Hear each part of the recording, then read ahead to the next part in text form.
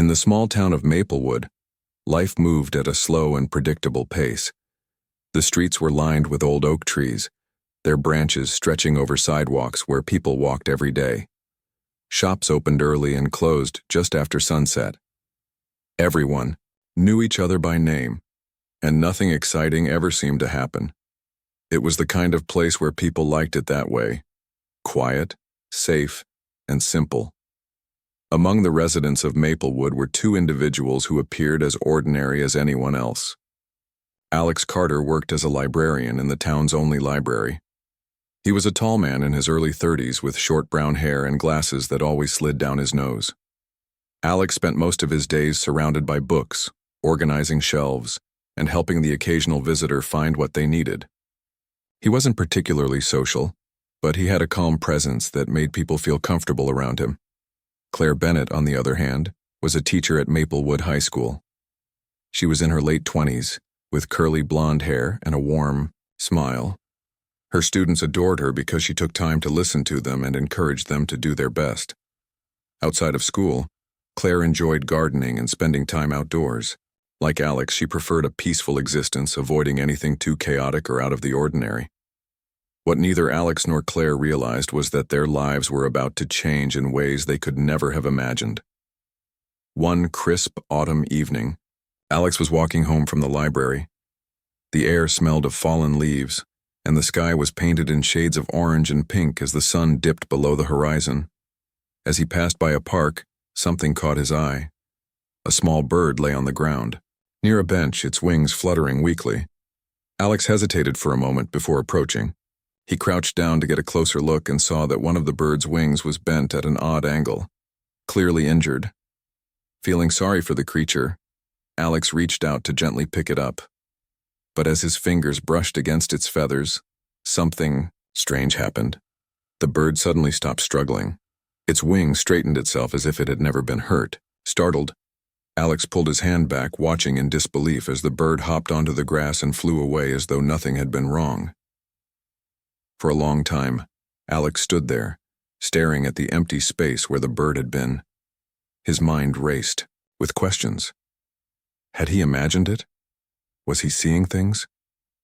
Shaking his head, he decided it must have been a trick of the light or some kind of natural recovery he hadn't noticed.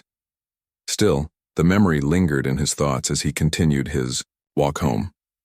Meanwhile, across town, Claire was dealing with a situation of her own. In her classroom, a young boy named Ethan sat crying uncontrollably. His classmates tried to comfort him, but nothing seemed to work. Concerned, Claire knelt beside him and placed a gentle hand on his shoulder.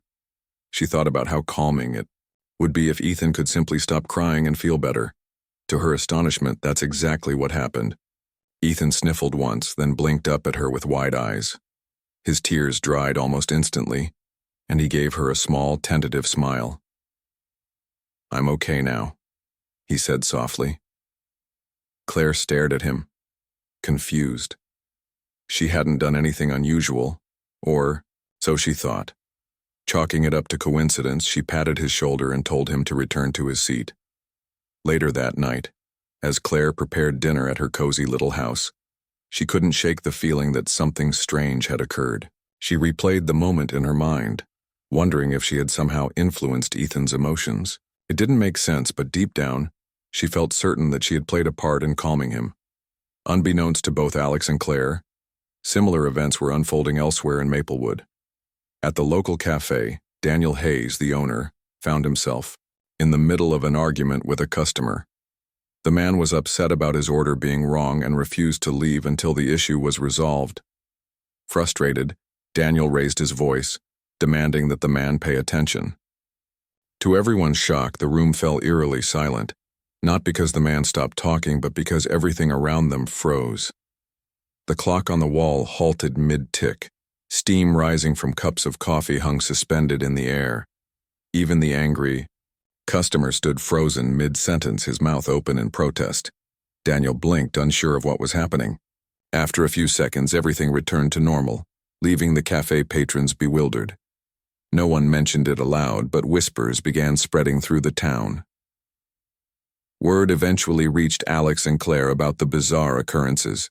They exchanged glances when they heard rumors of people doing impossible things, things that defied logic and reason.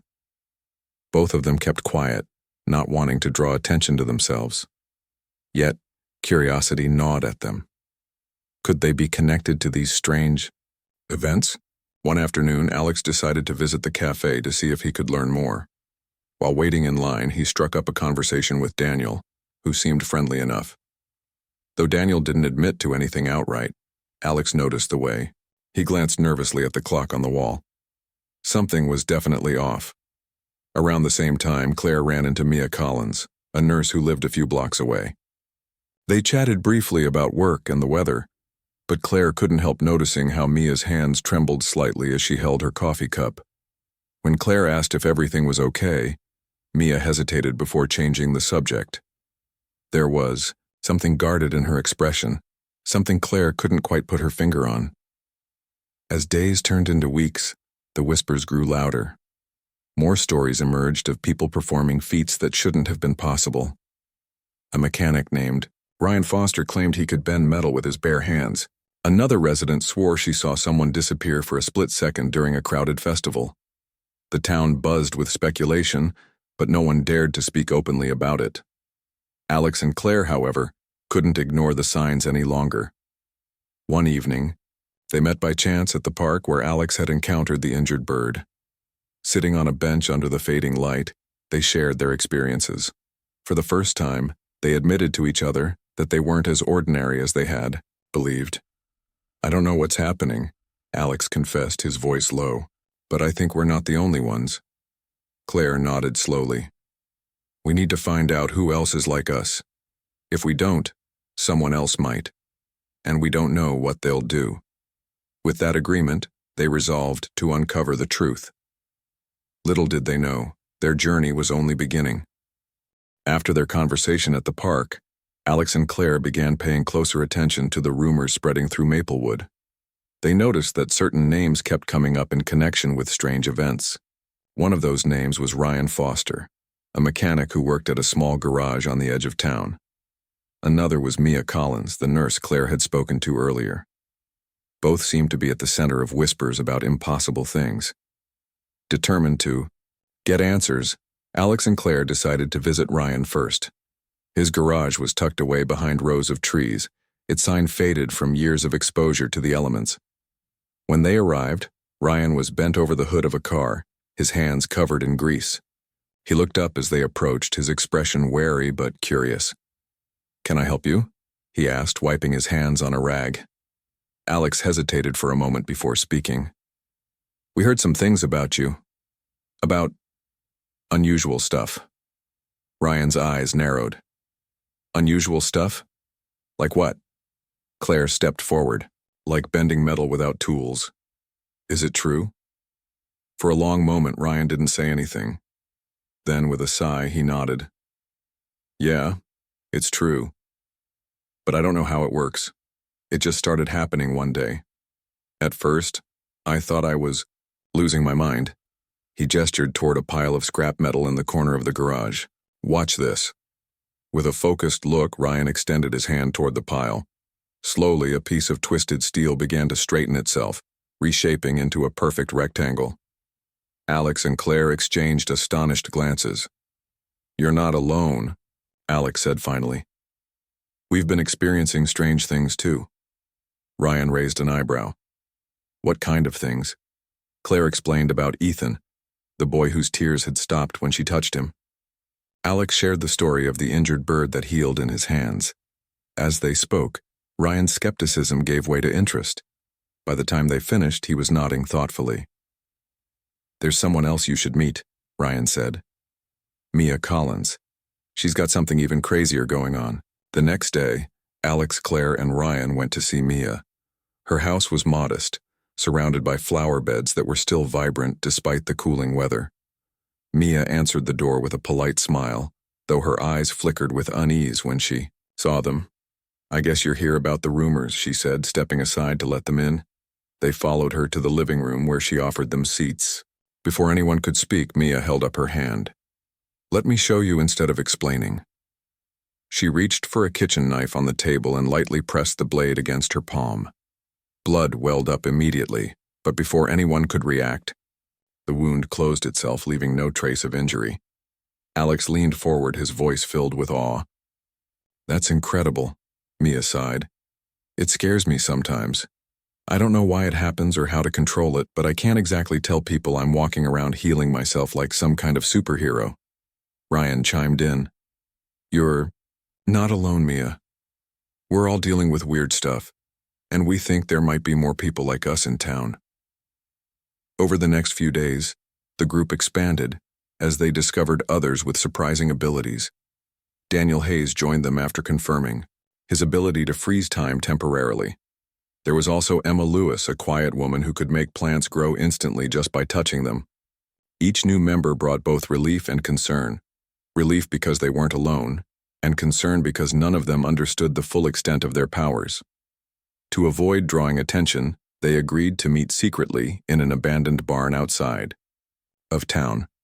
The barn belonged to Emma, who had inherited it from her grandparents. Its wooden walls creaked with age, but it provided the privacy they needed. Inside, they arranged chairs in a circle and began sharing their stories. Alex spoke first. "I don't know if my ability is healing exactly, but I seem to trigger recovery in living things, like the bird I found. I didn't do anything special, it just happened." Claire nodded. "For me, it's emotions. When I focus, I can calm people down or change how they feel.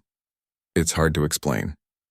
One by one, the others described their experiences. Ryan demonstrated his power again, shaping a piece of metal into a small sculpture.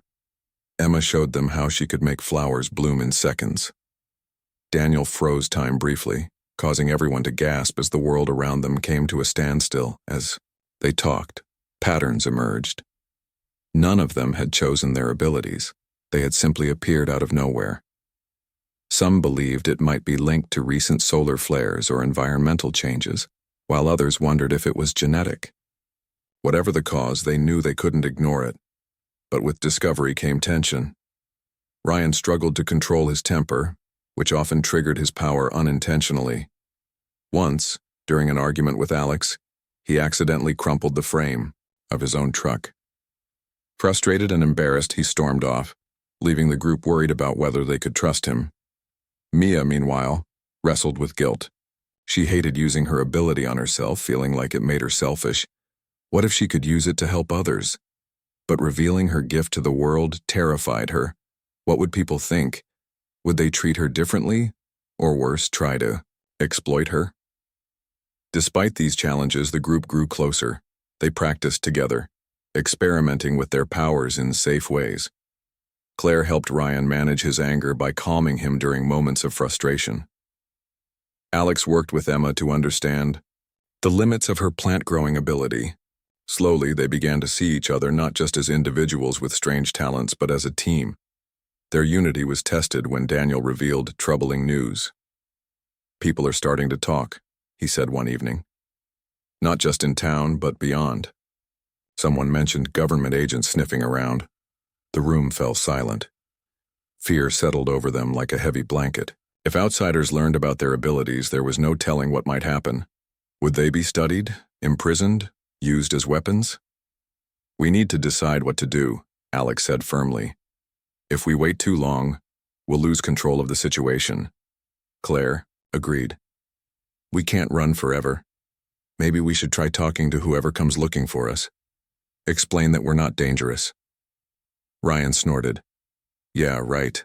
Like they'll believe that." Emma spoke up softly. "Maybe we don't have to fight them, but we do need to protect ourselves." After much debate, they decided to stay vigilant. They fortified the barn, using Ryan's power to reinforce its structure and Emma's ability to create natural barriers around it. Daniel volunteered to keep watch, freezing time whenever necessary to gather information without being seen. Though, their preparations gave them some peace of mind.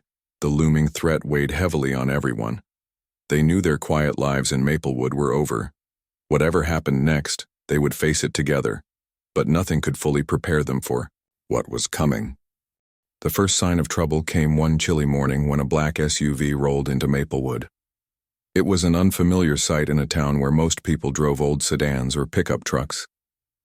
The vehicle parked near the cafe, and two figures stepped out. One was a tall man in a dark suit, his face stern and unreadable. The other was a woman with sharp features and piercing eyes that scanned the area like she was searching for something, or someone. Word spread quickly. By noon, everyone in Maplewood knew about the strangers. Some residents whispered that they were government agents. Others speculated they were reporters looking for a story. Either way, their presence made people uneasy. For Alex, Claire, and the others, it confirmed their worst fears. Someone had taken notice of the strange events in town. That evening, the group gathered at the barn to discuss what to do. Daniel had already seen the agents up close. They asked questions at the cafe, he said, about weird stuff happening around here. I froze time long enough to hear part of their conversation. They know something's going on. Claire frowned. Do you think they suspect us? It's possible, Alex replied. We need to be careful. If they start digging deeper, it won't take long for them to connect the dots. Ryan clenched his fists. Let them come. We can handle them. No, Mia interrupted firmly. We can't just fight our way out of this. That'll make us look dangerous. We need to figure out what they want before we do anything. Emma nodded in agreement. Maybe we should try to learn more about them first. After some discussion, they decided to split up. Daniel would keep watch on the agents, using his ability to gather information without being seen. Alex and Claire volunteered to approach them directly, hoping to gauge their intentions. Ryan and Mia stayed behind to prepare the barn in case things went wrong. The next day, Alex and Claire walked into the cafe where the agents had been spotted.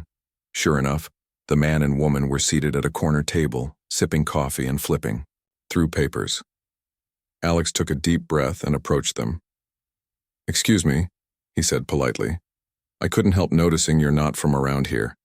Is there something we can help you with? The woman looked up, her gaze sharp and calculating. You could say that. My name is Agent Laura Doyle. This is Agent Mark Harris. We're investigating reports of unusual activity in this area. Claire forced a smile. Unusual activity? Like what? Agent Doyle tilted her head slightly. People have mentioned strange occurrences, things that don't add up. Have you noticed anything odd lately? Alex shook his head. Not really. Maplewood's pretty quiet. Nothing exciting ever happens here. Doyle studied him for a moment, then smiled faintly. That's what everyone says. But sometimes even quiet places hold secrets. The conversation ended shortly after, but Alex and Claire left feeling unsettled. As they walked back to the barn, they discussed what they had learned, or rather what they hadn't.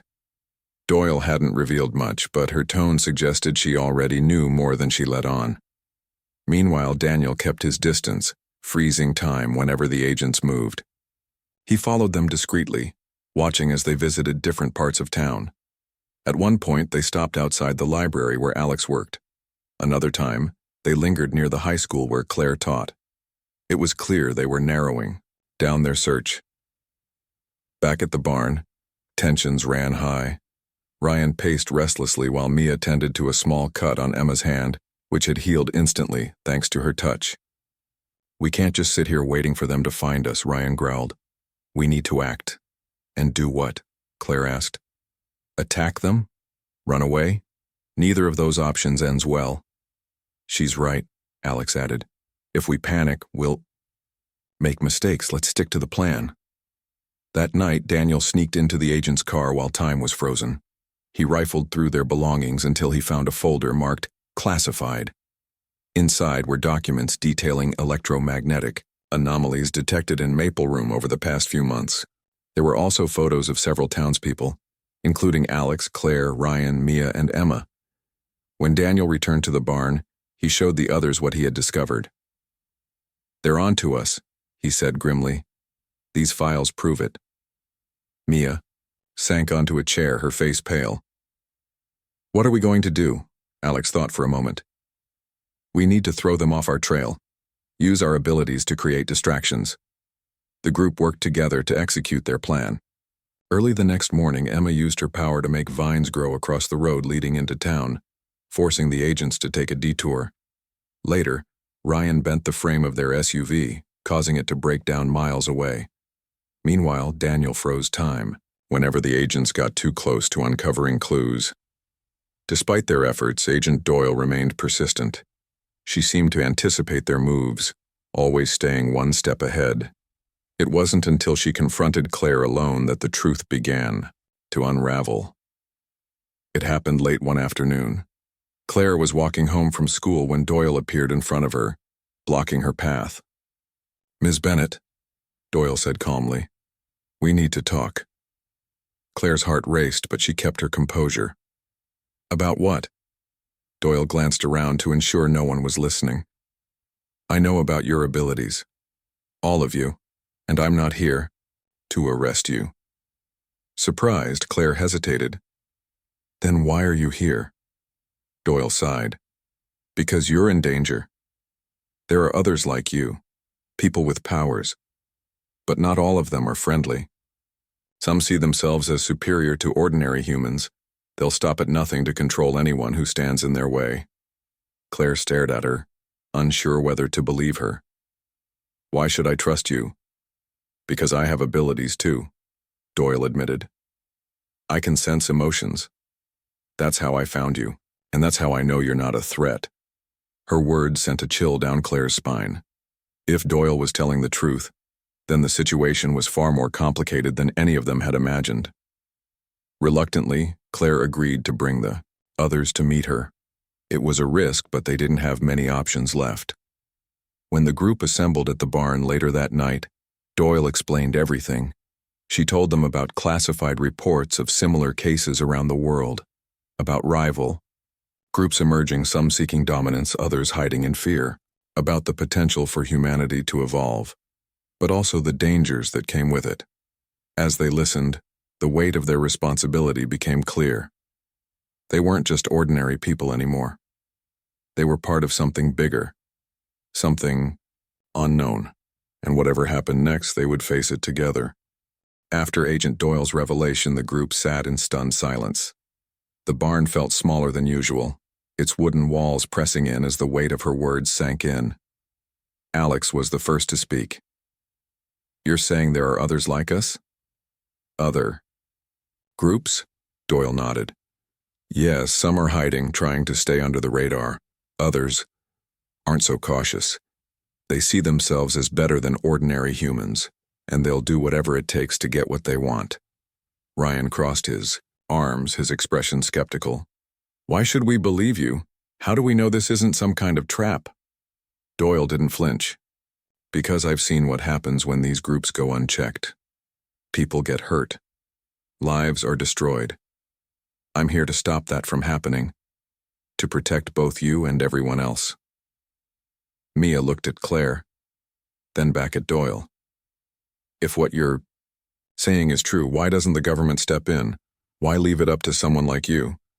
"The government knows," Doyle admitted. "But they don't understand. They think they can control people like us by locking them up or studying them like lab rats. That's not going to work. We need to handle this ourselves." Emma spoke up softly. "What do you want from us?" "I want to help you," Doyle replied. "But I also need your help. If we work together, we might have a chance against those who mean harm. Alone, none of us stand a chance." The group exchanged uneasy glances. Trusting Doyle wasn't easy, but her honesty, and the evidence she had shown, made it hard to dismiss her completely.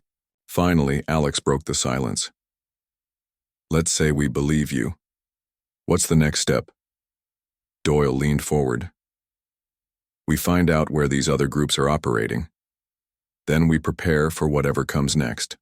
Over the next few days, the group worked closely with Doyle. She taught them how to refine their abilities, helping them gain better control. Ryan practiced focusing his temper so he could shape metal without losing his cool. Mia learned to use her healing power on others instead of just herself, though it drained her energy quickly. Emma discovered she could grow plants not just instantly, but in specific patterns, creating barriers or distractions. Meanwhile, Daniel used his time-freezing ability to gather more information about rival groups.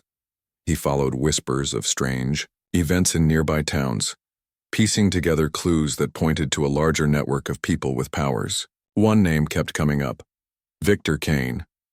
According to rumors, Kane led a faction calling themselves the Ascendants, individuals who believed they were destined to rule over ordinary humans.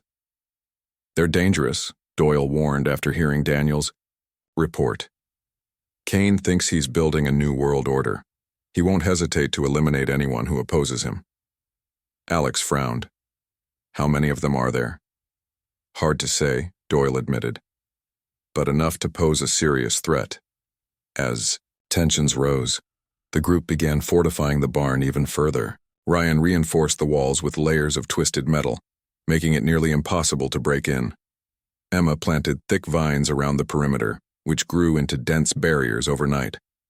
Inside, they stockpiled supplies, preparing for the worst. Despite their efforts, fear lingered in the air. None of them had asked for this life. They were ordinary people thrust into extraordinary circumstances, forced to confront dangers they barely understood. Yet, through it all, they found strength in each other.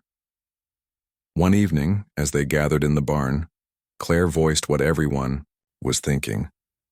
"This isn't just about protecting ourselves anymore, is it? It's about protecting everyone else too." Doyle nodded. "That's right. You may not have chosen this path, but now that you're on it, you have a responsibility. Ordinary humans won't stand a chance against someone like Kane unless we stop him." The gravity of her words hung heavy in the room. For a long moment, no one spoke. Then Emma stood up, her voice steady despite the fear in her eyes. "Then we stop him. Together." Her determination sparked something in the others. One by one, they agreed. Whatever came next, they would face it head on. It wasn't long before trouble arrived. Late one night, the sound of engines roared through Maplewood. Headlights cut through the darkness as vehicles sped toward the barn. The Ascendants had found them. Daniel froze time just long enough for the group to take cover. When time resumed, chaos erupted. Armed men surrounded the barn, shouting demands. "Come out," one of them yelled. "We know you're in there." Inside, the group braced themselves. Ryan clenched his fists, ready to fight. Mia stayed close to Emma, prepared to heal any injuries. Alex and Claire exchanged determined looks. This was it, the moment they had been preparing for. "Stay calm," Alex said quietly. "We've got this." Doyle stepped forward, her voice firm. "Remember what we talked about. Stick to the plan." The plan was simple but risky. Using their combined abilities, they would create diversions to scatter the attackers, giving them a chance to escape. But if things went wrong, they were ready to defend themselves. Ryan kicked open the barn door, sending a wave of twisted metal flying toward the attackers. The sudden assault caught them off guard, giving Daniel time to freeze the scene again. While time stood still, Emma made vines burst from the ground, tangling the invaders' feet. When time resumed, confusion spread among the Ascendants as they struggled to free themselves. Claire focused on calming the attackers' aggression, her presence soothing their anger just enough to slow them down. Meanwhile, Mia tended to minor injuries within the group, ensuring everyone stayed strong. But the Ascendants weren't easily defeated. More reinforcements arrived, forcing the group to retreat deeper into the barn. Trapped and outnumbered, it seemed like all hope was lost until Doyle stepped forward. "Enough," she shouted, her voice cutting through the chaos. To everyone's surprise, the attackers froze. Not because of Daniel's power, but because of something else. A strange energy radiated from Doyle, silencing the room. "You don't want to do this," she said calmly. "Victor Kane sent you here to kill, but that's not who you are. Deep down, you know it's wrong." For a moment, doubt flickered in the attackers' eyes. Then, one by one, they lowered their weapons and backed away. Within minutes, they were gone, leaving the barn eerily quiet. Breathing heavily, the group turned to Doyle. "What was that?" Alex asked. Doyle sighed. "Another part of my ability. I can influence emotions, not just sense them. It doesn't always work, but tonight it did. Though victorious, the battle left scars. The barn was damaged, and exhaustion weighed heavily on everyone. But more importantly, they realized they couldn't keep running. Hiding wouldn't solve their problems. Someone needed to stand up to Kane and his followers. "We can't wait for them to come to us again," Claire said firmly. "We need to take the fight to them." No one argued. They knew she was right. Whatever lay ahead, they would face it together, as guardians of a world they never imagined they'd have to protect. The decision to confront Victor Kane and the Ascendants was not made lightly. Alex, Claire, and the others knew it would be dangerous, but they also understood that waiting for the next attack wasn't an option. They had seen what the Ascendants were capable of, and they couldn't let fear dictate their actions. With Agent Doyle's guidance, they began planning their move. Doyle shared what she knew about Kane's operation. His base was located in an abandoned factory on the outskirts of a nearby city. It was heavily guarded, with patrols and surveillance systems ensuring no one could sneak in unnoticed. But the group had something Kane didn't expect: abilities that could level the playing field. "We'll need to work together," Alex said during one of their strategy meetings. "Each of us has a role to play." Ryan nodded. "I'll handle the gates. If I can bend them shut, we can slow them down." "Good," Claire added. "Emma, you focus on creating cover with your plants. We'll need barriers to hide behind if things get rough. And I'll freeze time whenever we need a break or a chance to regroup," Daniel chimed in. Mia looked at the group, her voice steady despite the nerves she felt. "I'll stay close to everyone. If anyone gets hurt, I'll heal them as fast as I can." Doyle watched them with approval. "You're ready for this. Just remember, Kane isn't just powerful, he's smart. Don't underestimate him." The night of the mission arrived, and the air was thick with tension. The group drove in silence, each lost in their thoughts. When they reached the outskirts of the city, they parked a safe distance from the factory and approached on foot. The building loomed ahead, its dark windows reflecting the moonlight like cold, unblinking eyes. As planned, Ryan went first. He crept toward the heavy metal gates and placed his hands on them. Closing his eyes, he focused, feeling the familiar pull of his power. Slowly, the gates bent inward, sealing themselves shut. The sound of twisting metal echoed faintly, but the guards inside didn't seem to notice. Once the path was clear, Emma stepped forward. She knelt by the ground and touched the soil. Within seconds, thick vines sprouted, growing into tall walls of greenery that shielded the group as they moved closer. The plants swayed slightly, almost alive, responding to her every thought. Daniel froze time briefly, allowing them to slip past the first set of guards without being detected. When time resumed, the guards stood motionless, unaware that intruders had already breached their perimeter. Inside the factory, the atmosphere was eerie. Machines lay dormant, covered in dust, and the only sounds were distant voices echoing through the corridors. The group moved cautiously, sticking to the shadows. They followed the voices until they reached a large room where Kane and several of his followers were gathered. Victor Kane stood at the center, his presence commanding. He was a tall man with sharp features and piercing blue eyes that seemed to see everything. Around him, his followers stood armed and alert, their expressions hardened by loyalty or fear. Alex signaled for the group to wait. They needed a plan before making their move. But Kane must have sensed something was wrong.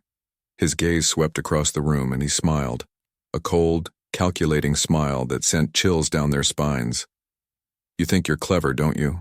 Kane called out, his voice calm but laced with menace. "But hiding won't save you." Before anyone could react, one of Kane's followers raised a gun and fired. The bullet struck a nearby wall, shattering the silence. The battle had begun. Ryan surged forward, using his power to bend pieces of scrap metal into makeshift weapons.